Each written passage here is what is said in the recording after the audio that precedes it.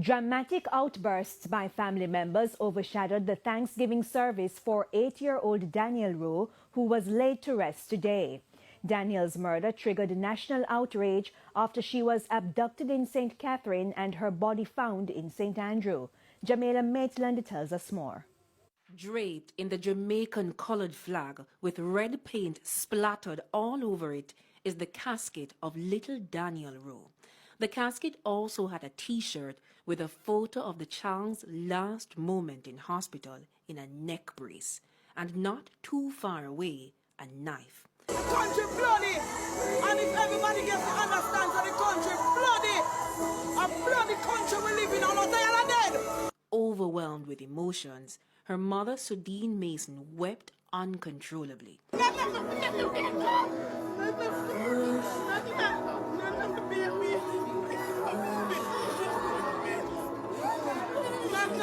Danielle Rowe, who was taken from the Brayton Primary School by an unknown woman, died after her throat was slashed. Her death has seemingly caused a split in the family. Inside the church, the father's family on one side, and on the other, those related to the mother. The mother didn't speak at the service. However, Danielle's father, Corporal Novel Rowe, gave remarks. My daughter is an angel. Outside the church, loud outbursts from family members accusing each other of maliciously changing the program. They cut out the family. Nobody can say nothing. Minister this and minister that. Go get your pitney. The pastor provided clarity. Her name was not on the program, so we did not take her name off the program.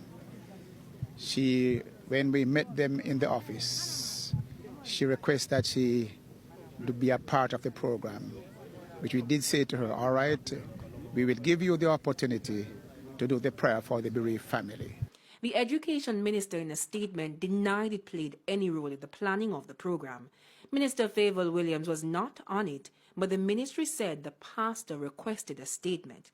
She then called for those with information on the June 8 abduction to speak with the police.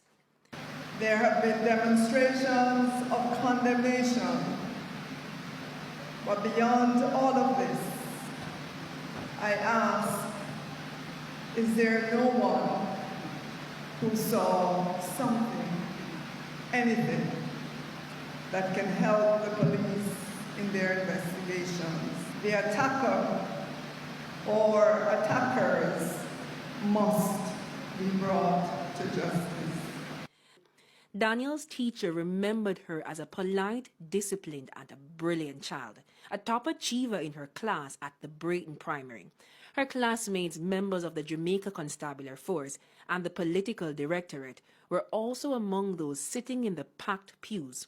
At the Meadowrest Memorial Park, however, where Danielle was laid to rest, the gathering was much more intimate.